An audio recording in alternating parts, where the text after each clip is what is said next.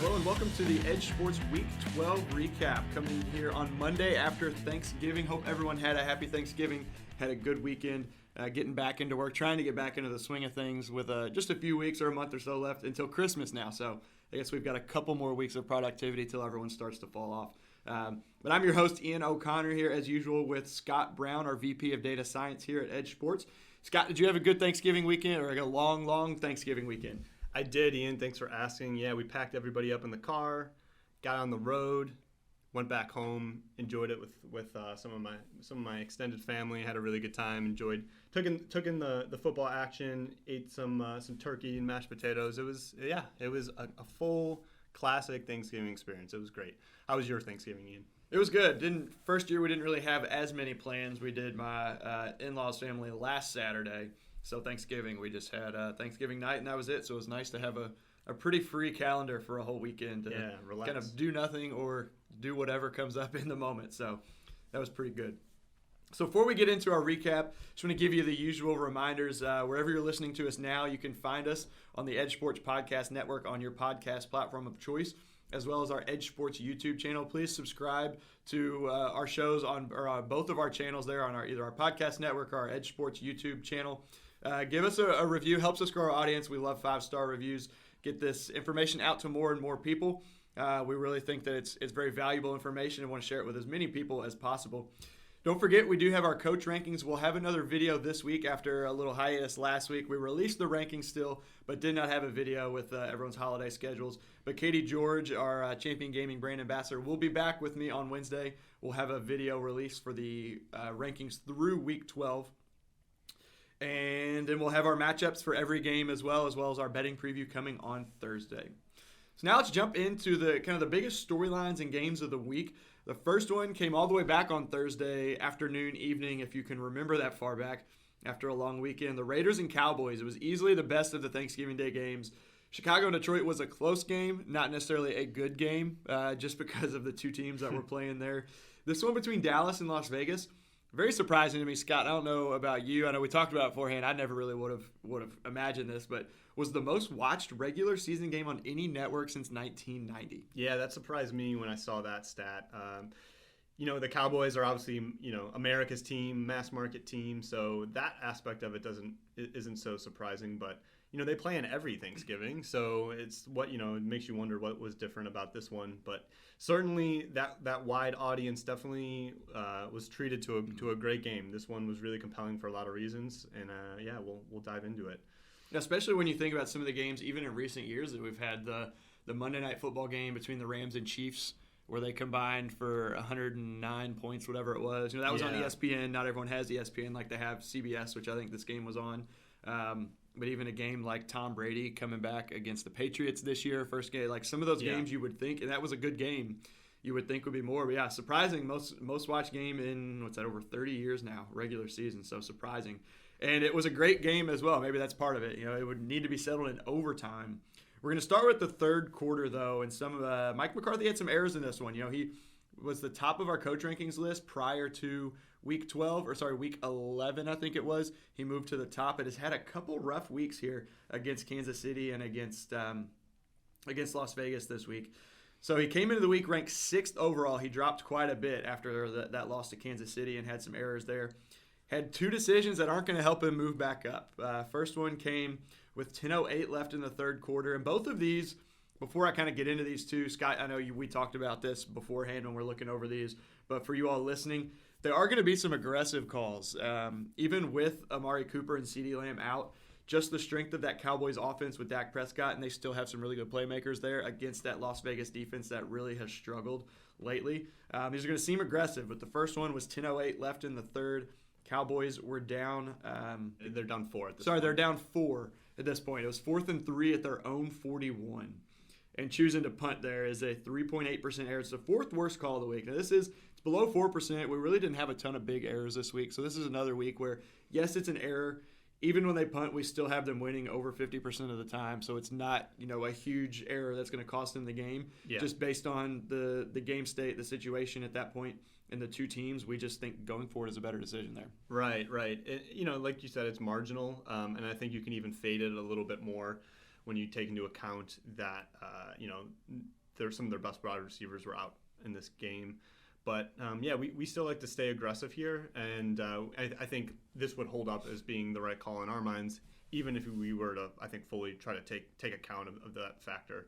The big thing here is that it kind of seems out of line with how McCarthy started the season. Mm-hmm. I recall, that season opener, him really putting the pedal to the metal and going for it, in his own territory. And, this would be, I think, kind of keeping in that spirit. But, decides to punt on this one, 4th and 3 from their own 41.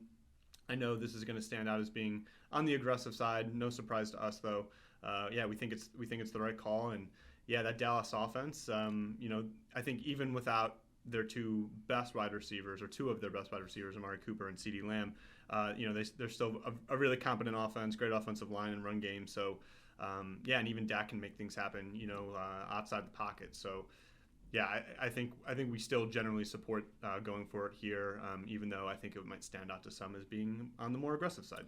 Yeah, and they still put up 30 points in this game, which is a pretty healthy total there. And even against a Raiders defense that just gave up, was it 41 or 30 something to the Bengals as well. But the Cowboys, still capable with Dak Prescott. He had a really good game aside from not having his top two weapons. The next one came just about 8 minutes later. It was the third worst call of the week on 4th down. Again, a smaller number, just 0.1% higher here at a 3.9% error. And that is the difference between going for it and punting prior to the snap, is what that 3.9% is. It was 4th and 2 at their own 33, so even a little bit further back in their own territory, but time winding down, getting close to that fourth quarter. They're down 8 at this point, 27-19. They had gone for 2, I think, when they scored there to try and get it to 21, didn't get it. So down 8, still able to tie it up with a touchdown and a 2-point conversion, but decided to punt, give the ball away again at that point. Yeah, and you hit on it. I mean, I know this one is going to look even more sort of, alarming, that we're recommending a go on their own 33. But, 2 yards to gain is really not a lot with that, that great offense, as we've alluded to many times for Dallas. And also they're down 8. You're running out of time. You really have to start making things happen. And, at this point in the game, realistically, they might only get, 2-3 more possessions if they're lucky enough. In some cases, the Raiders could get the ball and really, burn a whole bunch of time off the clock. And, before you know it, maybe you're getting the ball back with only, halfway through the fourth quarter remaining to go in the game, and you might be down 2 scores, right? Yeah. So, you really, I think, have to start making things happen and being aggressive in these situations to really maximize your chance to win. And that's what our model says. Yeah, we've seen teams like Green Bay and Kansas City do exactly that, where they'll go on a 7-8 minute drive late in the game. Not that Las Vegas is on that same level, I don't think. But still, I mean, they seemed to be moving the ball pretty well in this game. So you always have to kind of consider that. And, you don't know what's going to happen. So a lot of times you'll see them punt and then they get a turnover and get the ball back. It's like you can't predict that that's going to happen no matter how good. Even if you've got a Trayvon Diggs and a Micah Parsons on your team that always seem to come up with those big turnovers. Yeah. You just can't count on that. Turnovers are so random most of the time that it's just really hard to know. So moving forward now, coming down to the end of the fourth quarter, Dallas did get the ball back, I think, a couple times, but now they're down 8 still. At this point, it's 30-22, looking to tie the game on a scoring drive from Dak Prescott, and that's exactly what he did. Fourth most impactful play of the week comes with just under 3 minutes left. 2nd and 9 at the Las Vegas 32. The Cowboys are moving the ball down the field pretty well at this point. End up getting a 32-yard touchdown to Dalton Schultz. That increased their win probability by 20.7%. They would end up getting the 2-point conversion to tie the game at 30. And then is when we have another of our most impactful plays coming in just above that Dalton Schultz touchdown at third most impactful play. Exactly 2 minutes left. 3rd and 3 on the Dallas 38. Derek Carr's pass is incomplete, setting up a 4th and 3. So this play is a 27% decrease in win probability. Again, that's the third most impactful of the week. The reason this is as big as it is because of what happens on the next play. Bisaccia decides to kick the field goal instead of going for it. It's a 13.5% error. So if he would have made the correct decision, chosen to go for it on 4th and 3 on the Dallas 38, we'll get to why that's the correct decision by our model here in a minute.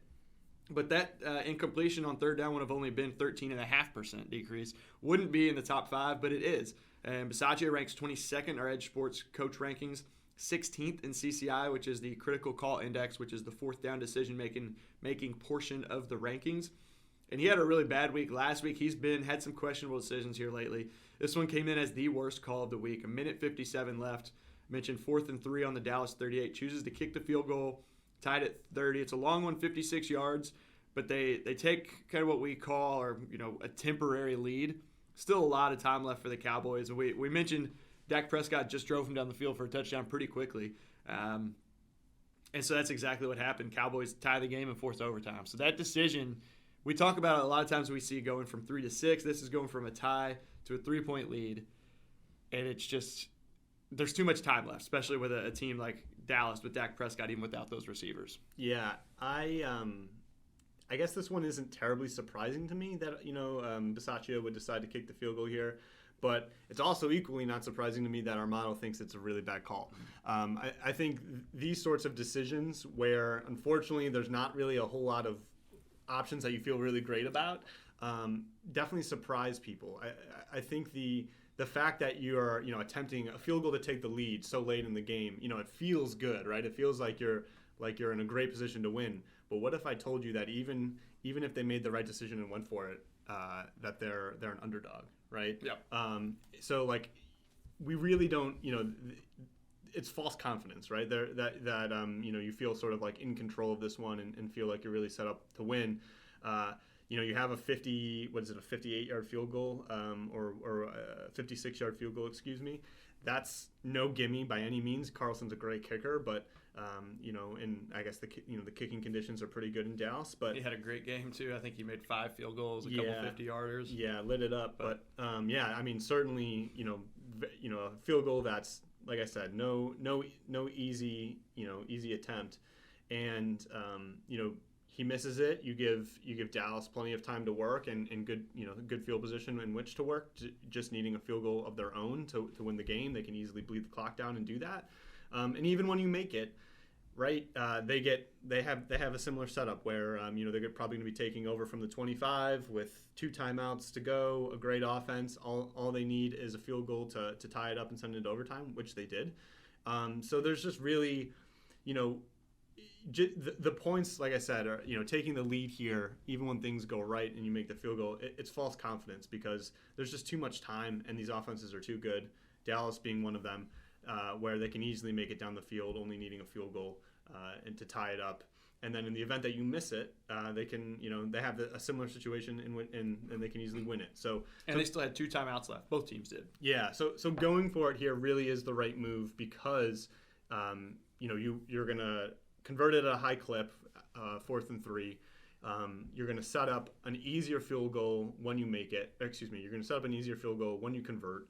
And a good chunk of the time when you convert, you're going to be able to bleed the clock down almost all the way out, which is that's the play right there is when you can deny your opponent possession and make your field goal attempt truly a game-clinching field goal instead of just taking the lead in a way that, like I said, instills false confidence. This one I think is a slam dunk for worst call of the week. I think we're going to see Bisaccia fall in our rankings. It just is not the right call, although not terribly surprising. So, it was definitely a test that he was given, and he unfortunately did not pass this test. But hopefully, if he's listening, he can take away our message here, study this one, and maybe come back stronger when faced with a similar situation in the future. Yeah, and interestingly, it won't show up in our top 5 of the worst decisions.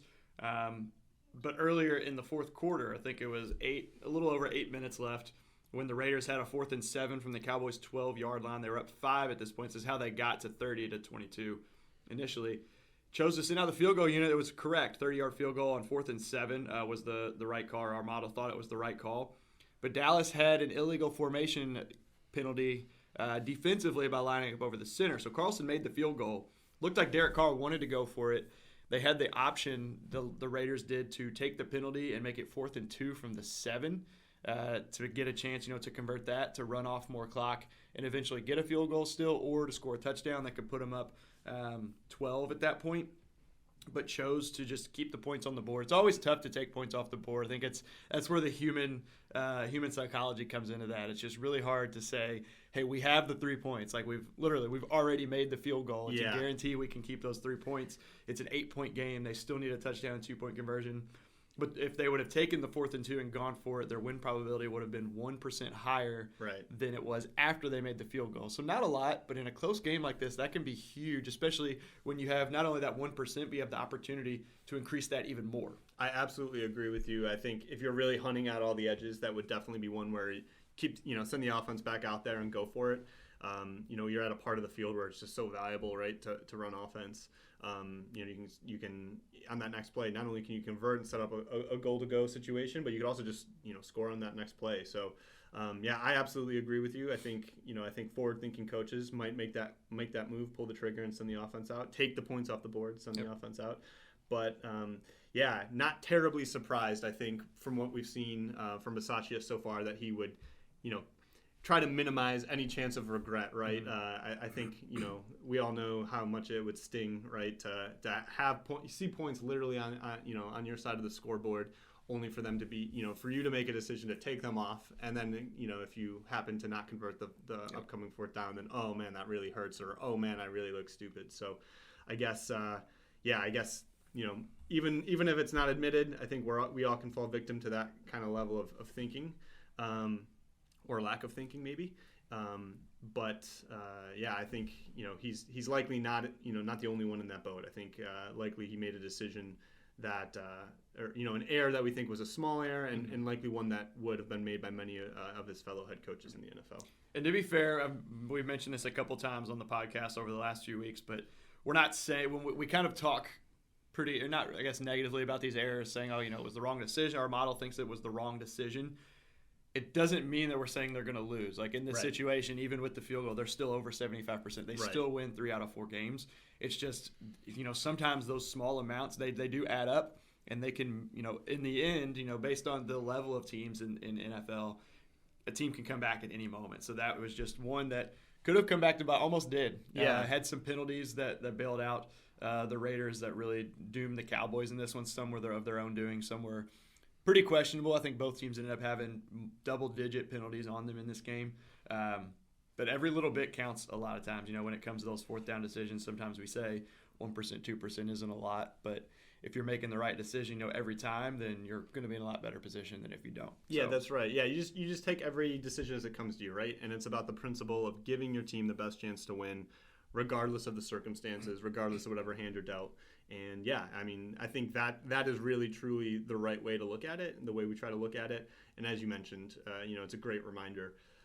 You can make an error when you're only 5% to win. You can make an error when you're 95% to win. It's really about any of those decisions that you're presented, just making the most of it, really making the best decision independent of the cards are dealt. And really that's the angle we're trying to attack this from. Yeah. And heck, even I saw it on a play I was looking at this morning where a team had the ball at I think it was the Rams' decision to go for it from their own 29, and looking at our model, shows the punt, what the win probability is, shows the go. It also shows the field goal. Kick a field goal from your own 29, you decrease your chance of winning by like 10%, but you don't automatically lose just because you kick an 80-yard field goal from your own 30, whatever it would be, early in the game. Like your chances of winning do go down, but it doesn't mean you're going to lose. So these decisions aren't always. They win when they go for it. They lose when they kick it, like we just kind of explained. Right. Moving on to now a game from Sunday, or for yesterday, we've got the Eagles and Giants. This wasn't the most appealing game from a viewer standpoint as far as the pregame goes or the actual play of game. This one was a pretty ugly game, very low scoring. I don't know if I would call it a defensive battle, more so as Jalen Hurts really struggling in the Giants' offense, being the Giants' offense. Yeah. But there were some interesting plays and coaching decisions in this one. The first one is head coach Nick Sirianni, who takes home the top play call of the week with 1 game to go during the 3rd quarter of this one. Can't imagine he gets topped this week when we've got Ron Rivera and Pete Carroll going. Pete Carroll's definitely not gonna make it to the top, although he does get lucky every once in a while. And then Rivera, you never know. So Sirianni will probably hang on to this, but he was 8th coming into this week in our coach rankings. Was one of very few coaches that didn't move at all last week, stayed in 8th place. Was 10th in CCI, so 10th in 4th down decision making. And this one was early in the third quarter, 12:51, 4th and 2 on the Giants' 40. Decides to go for it down by 3 instead of attempting a long field goal to try and tie it. Was a 6.9% increase in pre-snap win probability. Ended up being an incomplete pass on this one, but the right call nonetheless. And if you want to explain this, you kind of talked through this before we hopped on the show here. Sure. I mean, bad result, obviously. The Eagles really didn't get much going yesterday on offense, but still the right call here. 4th and 2, you're converting at a really high clip. You're at the 40-yard line of your opponent, so it's a 58-yard attempt if you were to try to kick the field goal. Not a great option, right? Just not a great option.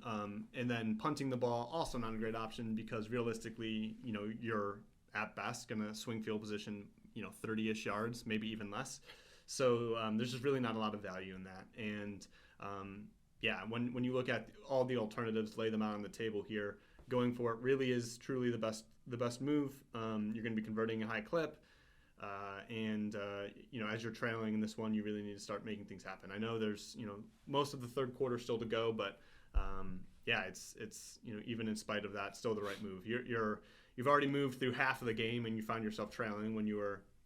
I think was Philadelphia a slight favorite in this one? I would imagine they were. I think so. I'm not exactly sure. Yeah, I mean, it's at this point it's still sort of really a toss up, right? Because they're only trailing 3-0, and they have the ball. But yeah, maximizing possession from here on out is still I think the right frame of mind to have. And Philly was actually a 4-point favorite, so a little more than slight. Oh yeah. So a material favorite. And find themselves trailing here by 3, so really not a good outcome, right? To start this game, or I guess to where they find themselves now. So, picking up this first down, continuing to hold possession, getting yourself either a more makeable field goal or even hopefully scoring a touchdown is really really valuable here. I think props to Sirianni for making the right call and giving his team the best chance to win. Yeah, and mentioned an incomplete pass to Jalen Reagor there. He is getting kind of the Nelson Aguilar treatment here after some big drops in this one for Philly on that last drive. He had a chance to catch one down at, I think, like the 5-yard line. It went off his helmet as he tried to catch it. A little bit of contact from the defender, but then the very last play of the game, or their last shot, was like right at the goal line, jumped up and just missed it, dropped it, went right through his hands, fell to the ground, and they lost the game. So a really tough one for Jalen Reagor. Who was pointed out to me by one of our marketing manager, Matt Nosko, is a big Philly fan, that said that they actually makes it look worse that they took Reagor over Justin Jefferson because they thought Reagor was a better fit. My thing is kind of first round, the fit is, if you've got a guy as skilled as Justin Jefferson, he can fit whatever offensive scheme you have, I feel like. But yeah, looking pretty bad here a couple years later. But, despite the drop pass, the Eagles did still have a chance to take the lead and win the game. They did have the most impactful play of the week, so coming down – this was before that final drive with those drops. They had the ball first and 10 right near midfield at their own 40, or at the Giants' 49.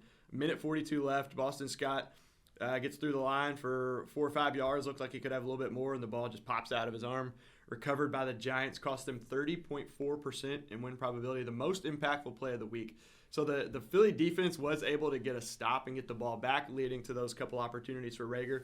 But, I mean, this one was just a heartbreaker. A minute 42 left, and you're across midfield, you're driving, and just to have it come. It really wasn't even – I remember this play, and I don't think it wasn't a big hit or anything like that. Just kind of the ball just coughed it up, popped out as he was getting through the line. So, essentially, into the game, they did get that last gasp effort, but just fell short. So, tough game for the Eagles, who came in, playing – decent football. Just had a big win over the Saints last week. The defense had looked pretty good. Very low-scoring game. The defense did kind of keep them in it. Jalen Hurts just wasn't able to put it together like he has shown some flashes here this season. That'll do it for kind of our storyline, some of the big plays. We'll move into our top 5 plays now, starting with our top 5 most impactful plays. So these are the plays that had the biggest impact on the game in terms of win probability, either positive or negative, but always from the offense's perspective. So starting at number 5, we had the Texans and Jets. This was Houston, and the Jets were tied at 0. The Texans had 2nd and 9 at the Jets' 17, driving down. I think this was the opening drive. It was first quarter, 9:13 left. Looking like they might go down and get a touchdown. Tyrod Taylor tries kind of a short pass, trying to get rid of the ball. He's got some pressure in his face, gets tipped up in the air and intercepted, taken all the way back to the Houston 37. This was good for a 17.9% decrease in win probability for the Texans, obviously increase for the Jets. Really not much else in this game. We'll get to a bad decision in this one. David Culley had a good decision, I think, on this drive, a 4th and 1 or 2 in his own territory, I think, and went for it. Other than that, I mean, two just kind of bad teams. Zach Wilson did not look good. Yeah. The Jets did end up getting the win, but really kind of an ugly game. Yeah, kind of an ugly one. And obviously anytime you have a turnover in a game where we expect it to be low scoring, and one of those teams is showing some promise or possesses the ball in a point in the field where they're likely going to put up points, and then they go ahead and turn it over. Going to be a big swing, and that's exactly what we got out of this play. Yep. So moving on to number 4, we've got the Cowboys and Raiders. We covered this one. It was the touchdown to Dalton Schultz for 32 yards. They ended up getting the 2-point conversion right after this. It was a 20.7% increase in win probability for the Cowboys. Number 3, we also talked about, it was Derek Carr's incomplete pass that fell short on 3rd down. That set up the long field goal that gave them the lead temporarily before forcing overtime. But that 3rd and 3 incompletion was a 27% decrease in win probability. Number 2 was another game from Thursday, the Bears and Lions. Late in the game, a minute 54 left. Detroit's only got 1 timeout. Chicago has the ball, 3rd and 4 at the 11. Detroit's 11.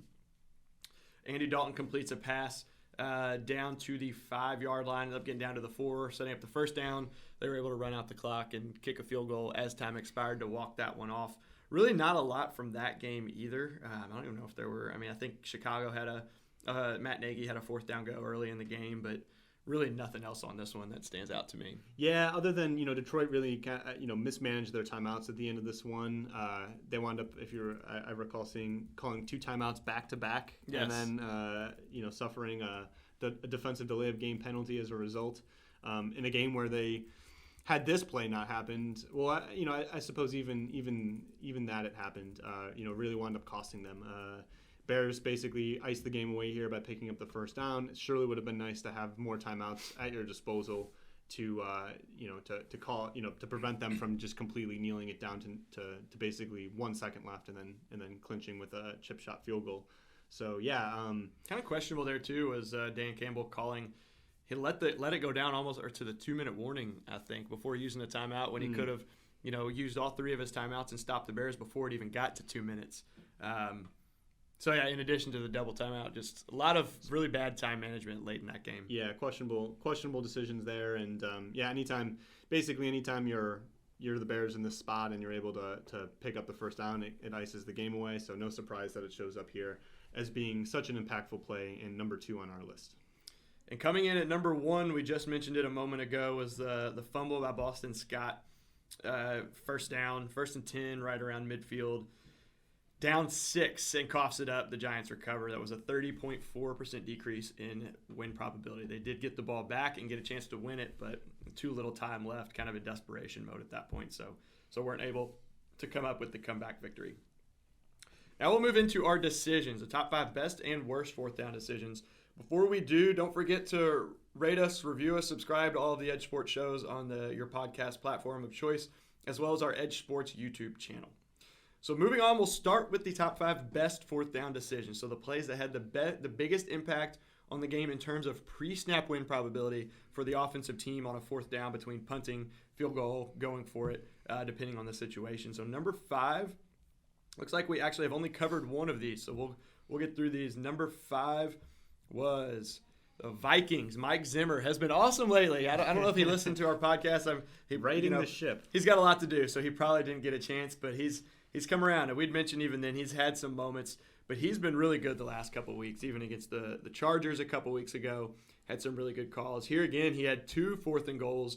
The first one was earlier in the game. Their opening score, or the first score of the game, I think was the 3rd drive. They had 4th and goal at the 2. Kirk Cousins hit Adam Thielen for a touchdown to put him up 7-0. Here we are late in the game, 4th quarter, only 9 minutes left, down 8. 4th and goal at the 3 this time, so 1 yard back.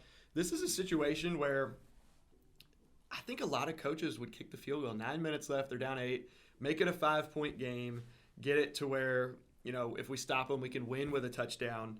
Either way, a field goal is not going to win it after that, or not going to help you, but still to be able to win it versus only tie with a touchdown and an extra and 2-point conversion if you don't get it here. But this one, I think when I looked at the numbers, it was the required conversion rate was only about 26 or 28%. You're looking 1 point further back or 1 yard further back from a 2-point conversion, probably still low 40s to convert that. Yeah. So it's definitely worth going for it there. This is one you reminded me before the show where Kirk Cousins, kind of everyone was going crazy, scrambling, goes out to the right, I think, talking to a receiver, comes back and lines up under the right guard instead of the center to snap it. Had to use a timeout. Like you said, was Dalvin Cook still in the game? He got hurt. I remember. I think that was late, so I think it was Dalvin Cook. You said that was trying to pick him up. Hey, no, I'm not doing this. Yeah, pick him up and set him behind the center with 3 seconds left on the play clock. Yeah, it was an absolute scramble. They wound up calling a timeout to get reset. But when cooler heads prevailed, still made the right decision to go for it here. We like it a lot. You're on your opponent's 3-yard line, so there's just tons of value to be had by going for it here. You're down 8. You really have to start making things happen in this game, with just like 9 minutes left in the fourth quarter. So for all those reasons, all the arrows sort of point to going for it here. And there's even one more, which is if you're the Vikings at this point in the season, you're fighting for your life. I think, after dropping this one, they fall to 5-6. I think they're 3.5 behind the Packers. Before the Packers won yesterday, they were playing at the same time. Yeah, similar ideas that apply in game also apply as you head into the game, which is, as you find, if you're really trying to maximize your chance of being successful this season, and I think most NFL minds define success by making it to the playoffs, right? Trying to go far, obviously win the Super Bowl. You have you can't afford anymore. You really can't afford a safe line if you're the Vikings, right? You really have to start taking some more chances, and I think this play call is in alignment with that sort of idea that they really have to have a lot of things go right for them in order to continue to make the playoffs and continue on the season. So you better start really seeking out all of these close decisions. Really should be erring, I think, in general, on the side of aggression. Mike Zimmer, maybe he agrees with that statement, or maybe there's something else going through his mind. Who knows? But yeah, he finds the right play call here and decides to keep the offense on the field and go for it on 4th and 3. Good on him. And interestingly enough, you mentioned coming down late in the season. The 49ers, I think, were just outside of the playoffs coming into this week. I think they were at 8th. New Orleans was up there, but after this one and after this weekend and the Saints loss, San Francisco is in 6th. Minnesota is now in 7th. They're still, even with this loss, are still hanging on to that last wild card spot. But yeah, making the right decision, going for the win would have actually put them ahead of the 49ers, I believe. And San Francisco, they're doing very well. They started 2-0. They lost 5 in a row, 6 out of 7. And have won 3 straight, against the Rams, very good team. Yeah. Jaguars are the Jaguars. The Vikings, who have played really well despite their record, have had a lot of close games. They're, a couple field goals away from being, instead of being, 5-6, from being 7-4 or even 8-3 at this point. So had to deal with the Jimmy G injury too. I think that definitely didn't contribute to success, when they went on that 5-game slide. But yeah, good point. They're also fighting for their lives at this point in the season. So yeah, even with the loss, San Francisco's win, they moved to 6th. Vikings are 7th. They're still in it for now, but we'll see if Mike Zimmer keeps it going the way he has these last 5, 6, 7 weeks, whatever it's been, with his decision making, especially with the talent they have on that offense. They can sneak into the playoffs, I think. Moving on to number 4 was maybe the best game of the week, but really didn't have a lot of big plays as far as win probability, as far as impactful plays, good decisions, bad decisions. We do have one good one here. We got a bad one as well from Frank Reich. This is a good one. But other than this, just a really good all-around game, but not a lot to show for it in terms of win probability swing. So pretty even. Just kind of almost seems like very methodical for both teams. No huge plays late that really had a big impact, but Colts were up 3 with about 6 minutes left in the second quarter, had 4th and 1 at the Tampa 18. Frank Reich knows he's going to win this game with touchdowns, not field goals. Obviously, they had the one field goal. They were at 10 points, but knows what it takes, goes for it. They convert, but the fact they went for it in the first place was a 4.3% increase in pre-snap win probability. the conversion increased them by about 3% more. Not a huge jump because it's a 4th and 1. I expect them to convert that pretty often. I think they ran this. This is when they might have run the ball, or I think they scored. The Buccaneers scored, and Frank Reich had the one with like 22 seconds left where he went for it on 4th and 1. Where a lot of times you would think the field goal will be right based on the time left. But yeah, really aggressive in the first half here from Frank Reich. We'll get to the late game decision that really wasn't the best, but seems to be kind of carrying along as usual for Frank Reich. Yeah, I like it. Anytime it's 4th and 1, generally going to like it. I think as well, it's cool to see Frank Reich, not being too conservative in a game where the Colts are underdogs. So I think it really seems like in his mind he's really thinking about the right things when pulling the trigger to go for it here. I didn't actually see this play. It's listed 4th and 1 here. Carson Wentz winds up picking up the first down by carrying the ball up the middle. So who knows? It might have been inches. And if it was, then I like the decision even more, as that is a nice little boost to the conversion rate. Probably boosts that rate by as many as 10 percentage points. So it's really, really good to see from Frank Reich. More of the same. I think he's really earned his reputation as a forward thinker on as far as risk management and 4th down aggressiveness in the NFL. And then number 3, Matt LaFleur. No surprise to see him on this list. Was our EdjSports Coach of the Year last year. Packers had a really good team. He had a really good year, 4th down decision making. More of the same here from him. This was their opening drive after the Rams had punted. 4th and 1. I remember this was 4th and 1 at the Green Bay 49, just coming up on midfield. And as soon as the ball got spotted, really, I think as soon as the fans realized he was short a yard, they started cheering for him to go for it. Like, the fans wanted it. Rodgers, they stayed on the field. LaFleur was deep in the play sheet looking for a good play. And when you've got A.J. Dillon, just run him up the middle. That's what they did. That guy, even if he gets hit, 2 yards behind the line of scrimmage, he's not as big as a Derrick Henry.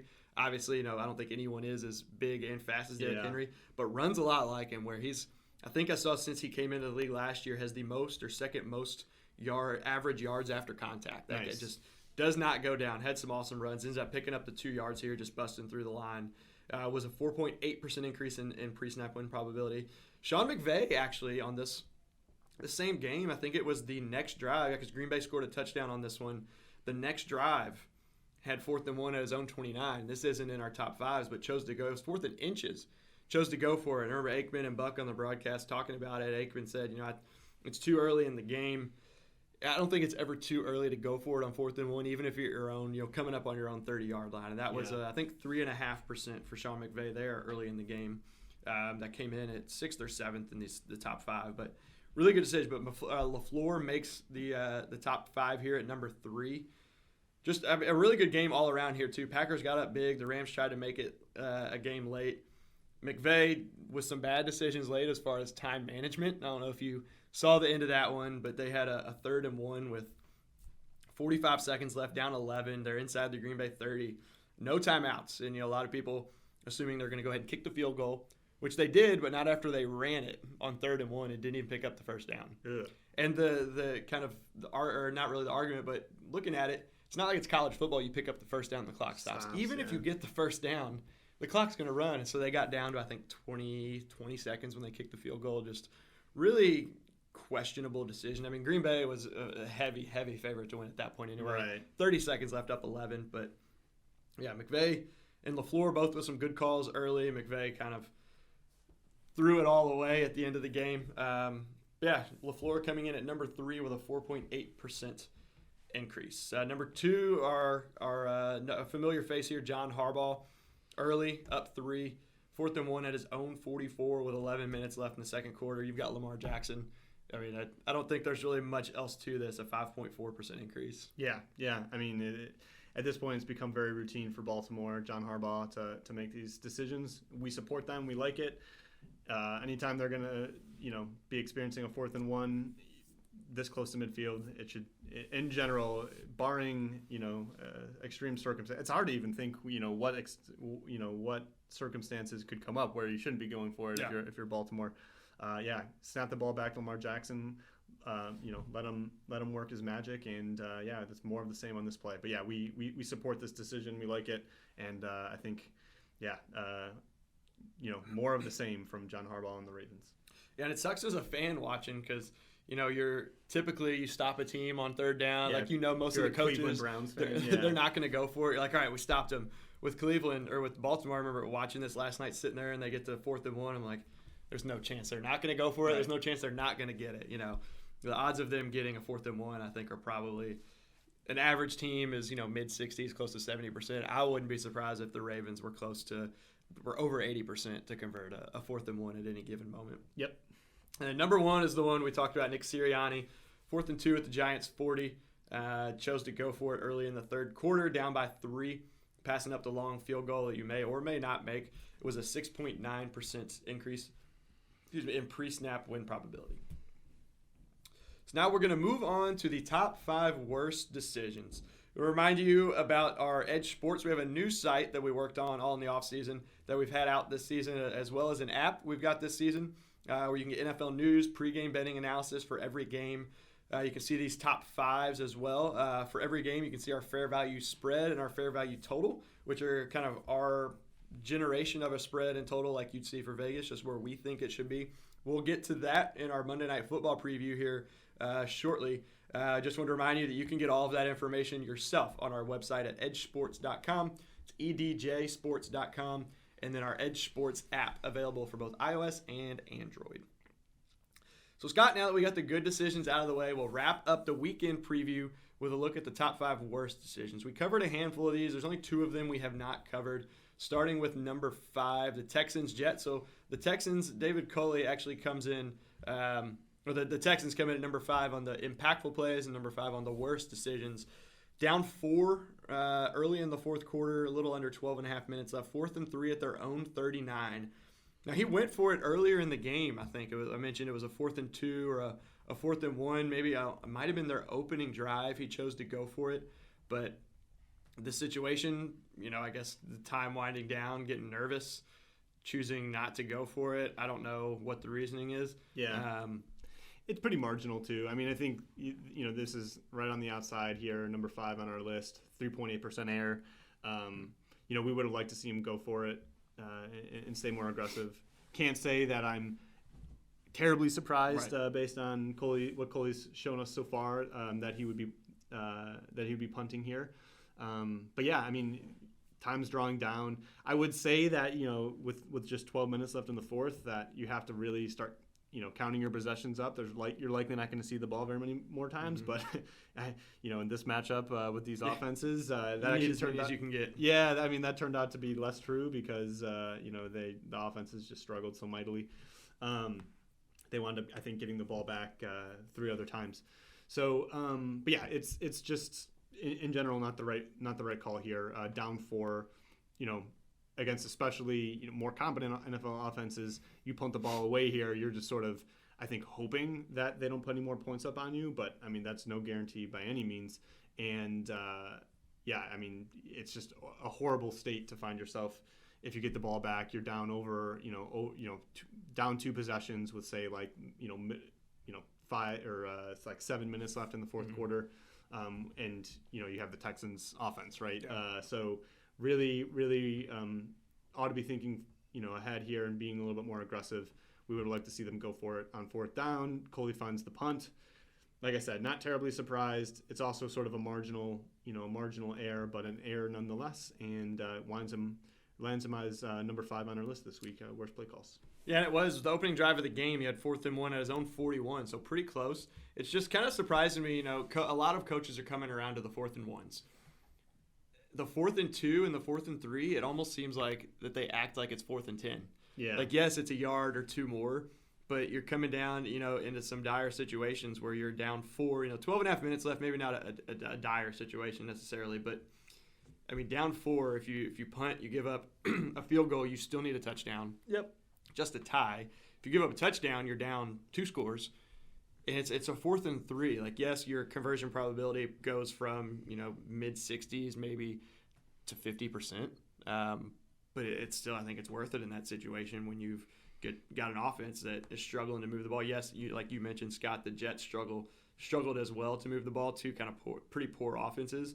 But you got to take advantage of the opportunities when you get them. Right. Especially when it's clear that there's going to be limited opportunity going forward. Yep.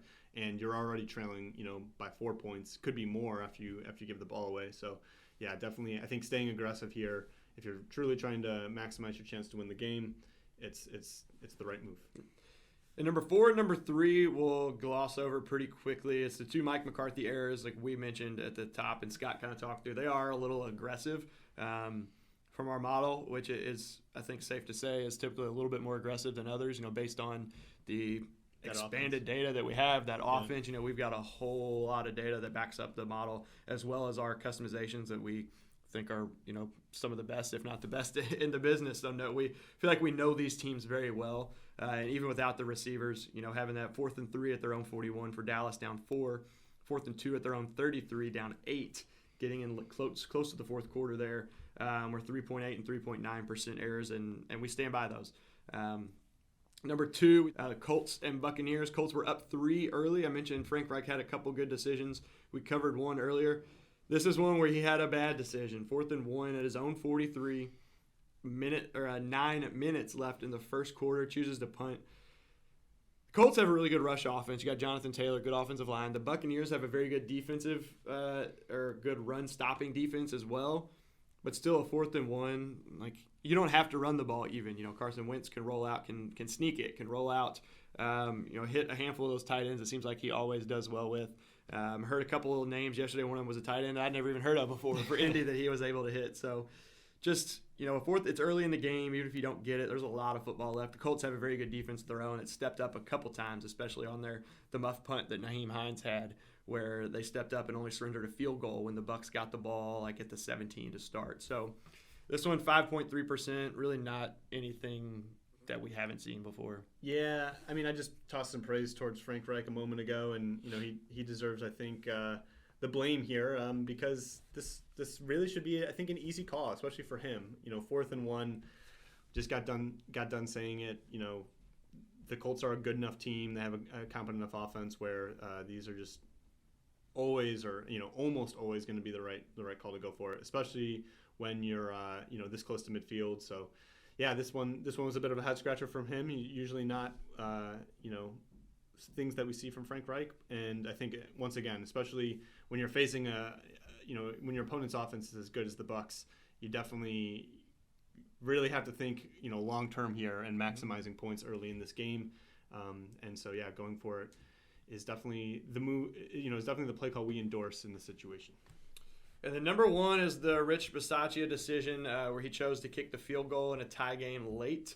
Minute 57 left, 4th and 3 at the Dallas 38. We're already getting some criticism on Twitter. We've had some reporters that we've worked with before that really, we like to send our stuff to, that really, appreciate it and utilize it, kind of putting it out there, and, people saying it was the only logical choice. What else is he supposed to do? Like, we saw exactly what happened. He kicked the field goal. Dallas went down pretty easily, got a field goal to tie the game and go to overtime, where they easily could have lost. Like, we're not saying that they were definitely going to lose here. I think we still had them.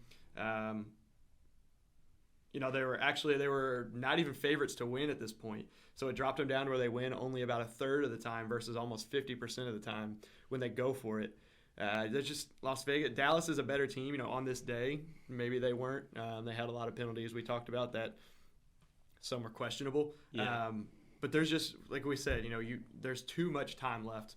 2 minutes is a heck of a lot of time for an NFL team. Right. Even without top 2 receivers, when you've still got capable running backs who can catch the ball. You've got 2 capable tight ends in Jarwin and Schultz. Cedric Wilson has shown that he has the ability to play at a high level. With 2 minutes left, 2 timeouts, there's no other option unless you have the best defense of all time, which the Raiders definitely do not. Yes. Yeah, and that field goal is no gimme, right? Yeah, so 56 yards, I think. Yeah, I mean, Carlson had a heck of a day, but you're really putting a lot of pressure on him. I mean, that field goal is not going to be converted all the time, and then you're in a really bad spot where, Dallas is a heavy favorite to win the game, taking over that part of the field, only needing a field goal, having 2 timeouts, 2 minutes left. It's just, yeah, they're just too good and very strong favorites just to bleed the clock down, earn a chip shot field goal, and then it's, a chip shot field goal to win it. And then you're just, yeah, in a really bad spot then. So I think we stand by it. I think I can wrap my mind around how, others would disagree. I think that really more comes from a place, though, of just seeing seeing this play out so many times. And I think as well, it's sort of, you can kind of, I think throw your hands up and really not allow yourself to think through and kind of game out what's likely to happen after the field goal goes through, where you can just sort of, say, oh, well, like I let my players decide the outcome or whatever. Put it on my field goal kicker to win me the game or whatever. But I mean, realistically, if you're really, using that brain to the best of your ability, and you're really gaming out what's likely to happen, you're really in not as good of a spot as you think you are, up 3 with 2 minutes left in the game, and your opponent is the Dallas Cowboys, and they have 2 timeouts to work. So it's, it's hard. It's hard to really admit that, but I think it's true nonetheless, and makes this a bad decision, and even in spite of the fact that the ball sailed through the uprights.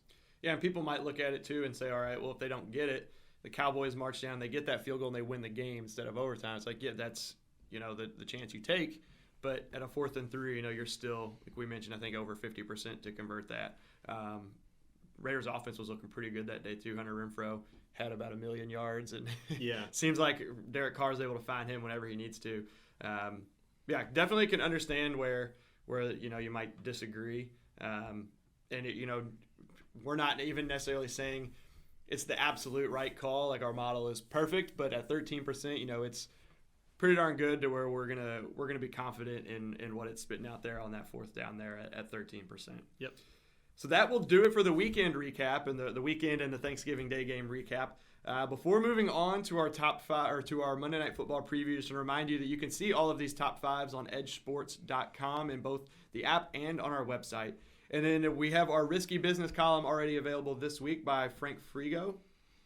He covers the Lions' loss on Thanksgiving, looking at the value of timeouts late in a close game and field position, which Scott and I kind of talked about some of the errors and, I don't know, boneheaded maybe mistakes, if that's not too strong of a word for Dan Campbell, on his, the double timeouts, not using his timeouts quick enough. So he's got a good analysis there on EdjSports.com. So Monday Night Football here, we've got the Seahawks, who have been struggling lately, even with Russell Wilson back. They need to win this one, especially if they want to compete. I don't really know if the NFC the NFC West is really in play for them with Arizona at the top. The Rams have made it a little bit easier, having lost 3 straight now, I think.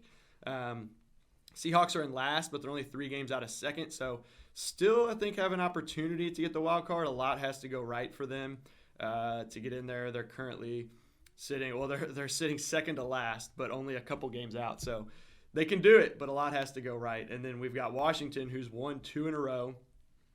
They had that big win against Tampa Bay a couple weeks ago, and then they beat Carolina last week. Pete Carroll and Ron Rivera aren't great in our coach rankings. Carroll is definitely worse at 25th. Rivera's only 17th, but Pete Carroll, I think, is 29th or 30th in 4th down decision-making, always coming out near the bottom. Washington, it's currently a pick 'em or like a half point either way, depending on where you look. I think most places we saw beforehand, before we hopped on here, were a pick 'em.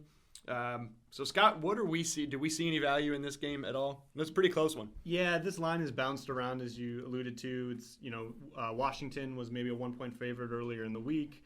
It's bounced around. It kind of hovers pretty close to pick 'em right here. Our model has this one as Seattle being a 1-point favorite, which sounds like a disagreement, but it's really not. I mean, our model is pretty much right in line with the market. All of those spreads are all pretty close to one another. Until you start moving, over the 3-point threshold is where you see, I think, big jumps, in terms of points matching up to win probability. But yeah, the short of it is, this is really kind of a no play for us. We think that the market pretty much has this game right. It's an even matchup between these two teams. So really nothing too interesting to report on the spread. As we shift over and take a look at the total, the market line right now is about 46.5. Edge fair value on the total is 48. Once again, these things are pretty close, just a 1.5 difference. So we think that maybe if we had to make a play, we would play the over. But once again, it's largely in line here.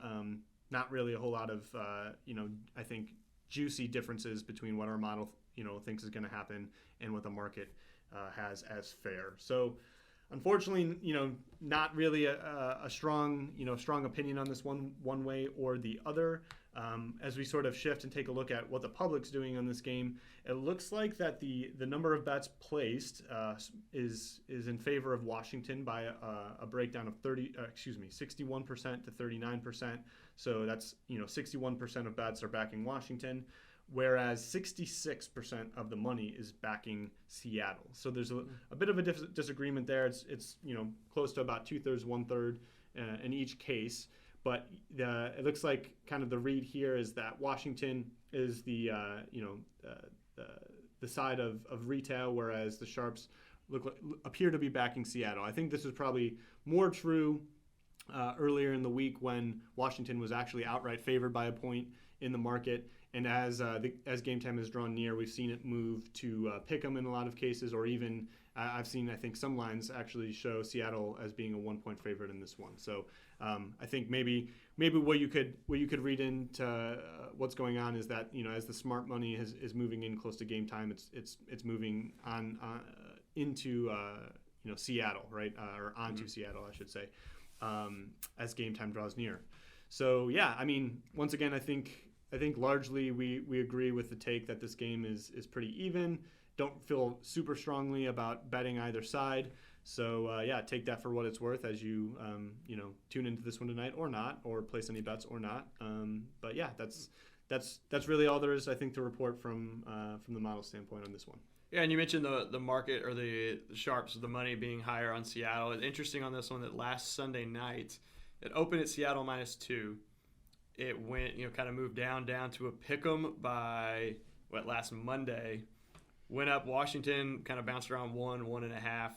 Was at 1 for a long time this weekend. Yeah. Then finally got back. Whatever the 27th was 2 days ago. Saturday night, got to Seattle pick'em and has been there. So it's come heavy. Like you said, the money since Thanksgiving basically has been on Seattle. It looks like, and has moved that a point or a 1.5 to a pick'em. So it'll be interesting to see. Basically, you're just picking a winner. Don't really have to worry about a spread too much. Yeah. And two teams trending in different directions, right? Washington coming off of two wins and a big upset against Tampa Bay from a couple weeks ago, and then Seattle. They get Russell Wilson back, but really have looked pretty bad in his return. So yeah, I think they hope to bounce back. I guess we really don't read too much into that bad performance in those two games since he's been back, but I suppose maybe if you have a strong opinion on that one, maybe you could bet it. Yeah, I think we expect them to return closer to the form that we expect going forward. So we'll just have to wait and see. Yeah, it could be a really big game for Washington in terms of the playoffs too. Like right now, they're still pretty far down. They're third in their division, but a win would put them, it looks like, only about a game behind, or half a game and a half, or behind the Eagles. Would put them only 2 games behind Dallas, and they still have 2 games with Dallas, 2 games with Philly, and a game with Washington left. So a lot of conference games to play. If they can kind of, like you said, they're trending up, Seattle trending down. If Washington can win this one and keep moving, trending in the right direction, the way Dallas has been playing, they've got a chance to win that division again, possibly. Taylor Heineke's been playing pretty well. They may bring back Ryan Fitzpatrick. Who knows? But yeah, Washington will be a big step towards them staying in that race and potentially competing for the NFC East as we come down the stretch in the last, I guess, month and a couple weeks of the season. I guess we go into the second week of January now with the extra week. Last third of the season. So almost there. Well, thank you all for listening, as always, with us on Monday. We are here every Monday, Scott and I, to recap the weekend's action and preview Monday Night Football. On Thursdays, I have a betting preview that goes out for Thursday Night Football, as well as some of the games on Sundays, looking at the value like we just did here with Scott, seeing what our model thinks, if there's any value on the total, the spread, even some moneyline value picks. Those can be found on the EdjSports Podcast Network and on our YouTube channel. That's EdjSports, EDJ Sports. Again, review us, give us 5 stars. If you leave a comment on your review, we'll read it on our next show. Also, another reminder about our site and experience. You can get all of this information, or pretty much all the information that we give here, on our website and on our app for both iOS and Android. And be on the lookout for our updated coach rankings, again, coming out Wednesday. Katie George will be back with me, recording a video, kind of looking at throwing some challenge flags, looking at decisions that coaches made that we don't necessarily agree with. and then looking at giving out some golden whistles to some coaches. So we'll probably have some of these decisions that we talked about here. We'll probably include there as well, because we had some good kind of under-the-radar decisions as well as some bad under-the-radar decisions. And last but not least, Football Outsiders, they are our partners. They're currently running a special for their premium subscription called FO Plus for just 99 cents a week for annual subscription. So be sure to check them out at footballoutsiders.com/subscribe. Scott, thank you for joining me, and everyone out there, thanks for listening. Enjoy the Monday Night Football. We'll see you next week.